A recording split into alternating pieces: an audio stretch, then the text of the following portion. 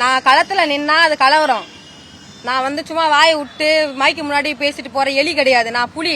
களத்துல நின்னா கரும்புலி. நான் களத்துல நின்னா அது கலவரமா தான் ஆகும்.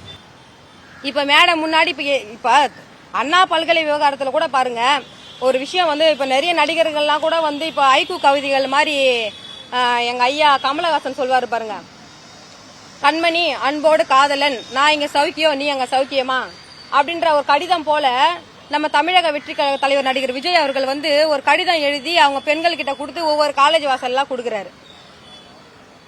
அதே நடிகர் அவருடைய தீவிர ரசிகை திருவள்ளூர் மாவட்டம் மோவூர் கிராமத்துல ஒரு 17 வயசு சிறுமி, ஏழை எளிய சிறுமி, விஜயோடைய தீவிர ரசிகை.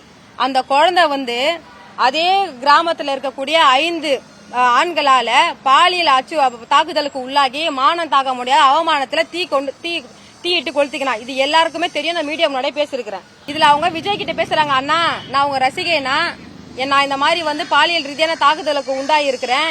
எனக்கு மருத்துவ உதவி செய்யறதுக்கு வந்து யாரும் வரல. ஆனா மருத்துவ உதவி செய்யறதுக்கு நீங்க ஏதாவது எனக்கு வந்து உதவி செய்யுங்கன்னு வீடியோ வெளியிட்டு அது எல்லா தொலைக்காட்சியில ஒளிபரப்பு செய்யப்பட்டது.